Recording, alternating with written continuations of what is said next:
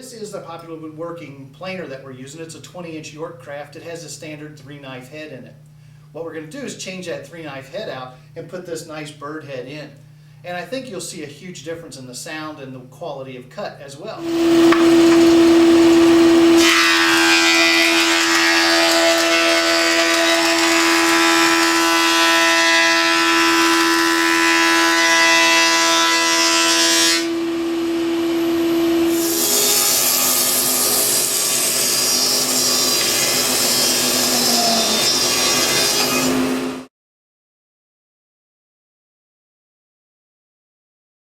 You don't need to release the tension on those belts, but I found it something that was better to do. Now, I just need to break this bolt loose. There we go. Break that bolt loose, and then we're going to remove this pulley. Easy. Alright, now I've got that loose. A little pry bar sometimes makes this pretty simple. Now, the next thing we have to do is get access to all these gears. And to do that, we have to take this housing off. You want to remember to pull these back covers off too. And what I like to do is just take one completely off, leave the other one attached, because they are two different sizes and it keeps you from getting them confused as you go back and put them back together. The other thing that I always do is go ahead and put the bolts back in place and to kind of hold them there so they don't get knocked off or dropped on the floor. So I've got these all exposed, I've got the covers off, and I want to find the keys, the keyways, and I want to take these and just move this and roll this. You should be able to do it by hand until we get those keyways up to the top. Now they're not all going to be perfectly lined up, but point them for the most part to the top. It's pretty easy to operate these two. You can see how this one slides already and this one as well. What's hard is this extra point right here. So what I want to do is just take one of these plastic catch deals and wire this together. Kind of tight towards that. I'm not looking to put a whole lot of pressure on it. What I'm doing is looking to keep the amount of travel out of it. So once we get it all set up, we can get it off there without any trouble. From here now, I've also got this pulled up out of the way. So I'm just going to slide these three pieces off. And here's where you want to make sure that you can find those keys if they fall off. Just kind of work it out by hand, nice and slow. Okay, so once we can get these out pretty far, I'm going to go ahead and pull this one loose down here. Now see, that's loose now, but I don't have to worry about it moving because I've got it wired together. From here, I just want to grab these two, take it over, and lay it down. And there again, make sure you catch those keys. Next, we have to put our handle back on temporarily and lower the bed enough to put 3 or 4 of these blocks, 2x4 blocks, underneath the cutter head. Once you get in position under the cutter head, then you're going to raise everything back up, taking the pressure off the cutter head. And we're going to remove the 4 bolts that here hold the gearbox in place. That's what we're going to do here.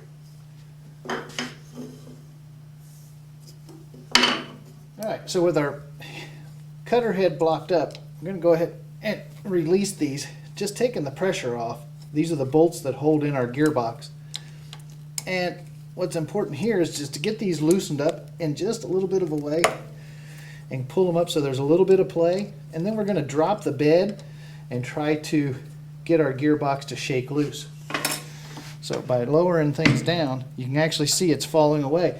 Now, if it's not falling away, then a block and a hammer and just tapping it up here will help get it set down.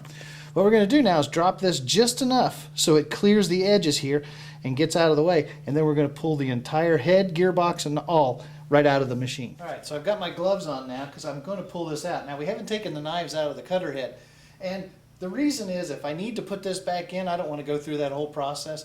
The other is as I lay it down, the knives are going to keep that head from rolling pretty much.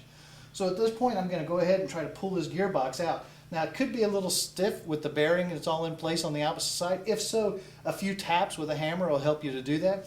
But don't tap the bolt that's in there. Try to take the bolt out and just tap that if you can with a rubber mallet or a dead blow of some kind. That will help you out a little bit better. But as this comes out now, you have to remember we're going to drop down just a little bit onto those wood pieces, and then we're going to pull the whole assembly out and lay it over here. I've put a little bit of a protection for my outfeed table, and it's a soft area so things will kind of sit in place. There, now we're out on the other side.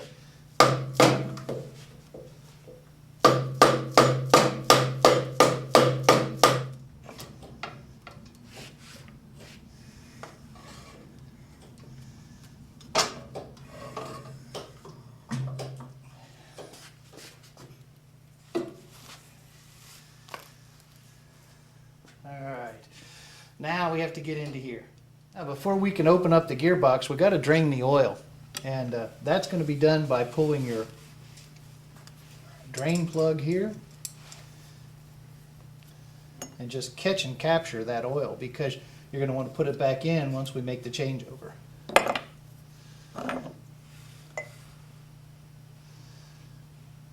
Okay, in order to pull this gearbox apart, you want to loosen the 4 or 5 bolts that are sitting here, hold this together, and don't take them fully out. But before you take them out, loosen them just a little bit and drive a small screwdriver or something down in there to break this front loose. You can see in here there's a small gasket, and you want to get this all broke away before you pull the bolts out. Once you have the bolts out, it's just a matter of pulling this whole front cover off. And that's what we've got to work with. We're going to set that aside, take a bolt out of here along with this to drive up gear up in the top, and then we're going to tap this box off. Now you can do it from the front, but you're better off just to tap the back corners and drive that whole bearing right off the end of the journal. All right, what we have left now is just to pull the bearing off of the original journal. I've got it wrapped in that protective area and clamped to a bench just so it doesn't get away from me.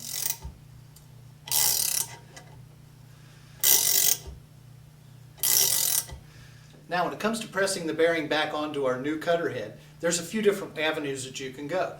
Number one is you could take the unit to a machine shop and have them press the bearing on. It'll take them a matter of seconds to do it for you. I'm sure the fee wouldn't be a whole lot. But one of the ones of my favorite is to use a piece of Schedule 40 PVC. You have to match the inside and outside diameter to that of your bearing because you want the pressure riding along the inside rim of your bearing. But once you get it in there and get it tapped and get it started straight, it's just a matter of coming in and tapping it on in.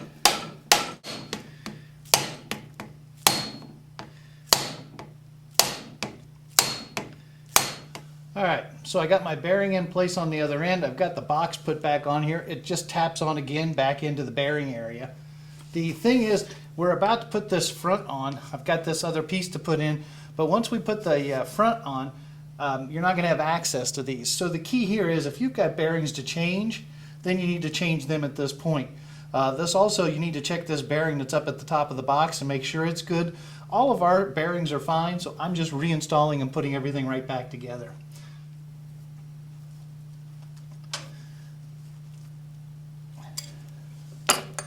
Now the other thing you want to remember is once you start to get these bearings put in and start to tighten these down, get everything in tight and sealed so you've got your gasket back in place and everything's good.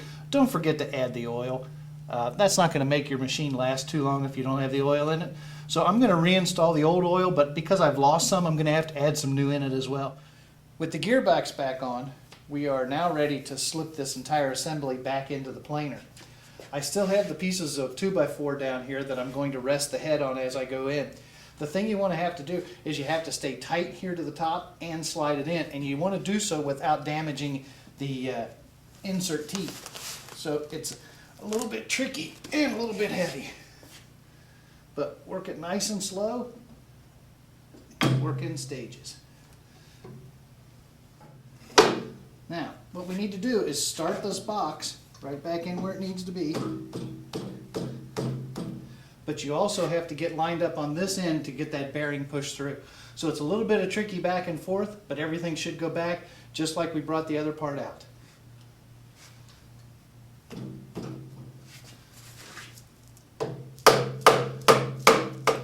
Okay, now the trick, once you get this box back in and get it pushed back to about where it needs to be, you need to use this handle to raise and lower the bed and move those wooden pieces so they adjust the height of the cutter head so you line up with that other side.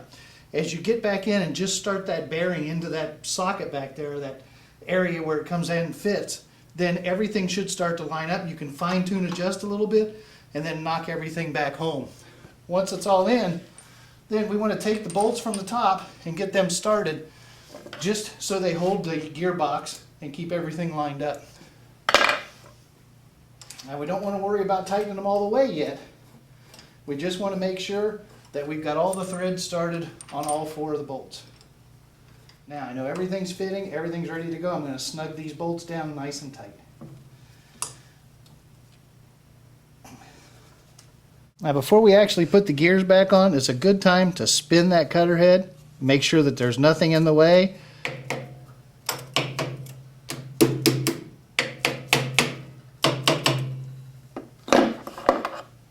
Put our caps back on and reinstall that tension spring, and we're good to go.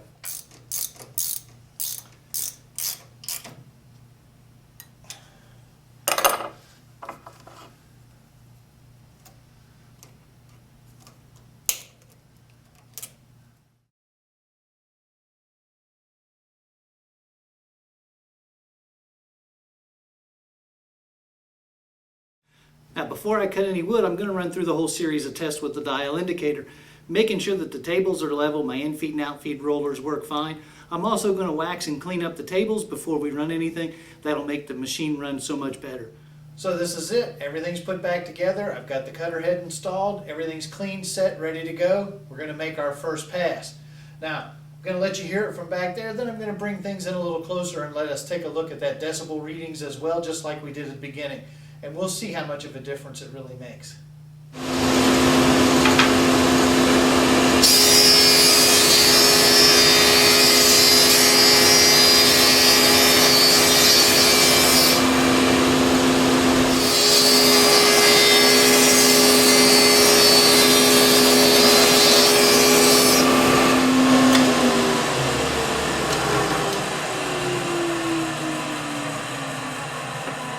Wow, as you can see, that's a lot more quiet overall. I mean, the decibel readings were way different. And the finish on the piece of this gnarly tiger maple is just really sweet. So I think this whole idea is going to be a great addition to the Popular Woodworking shop. Now, the big question on this not only is the decibels, but how long did it take? Well, truthfully, start to finish today, I had about 3 to 3¼ hours in, taking out, removing the old one, putting and installing the new one in. One thing's for sure is, I can't wait to work with this on another project here at the magazine.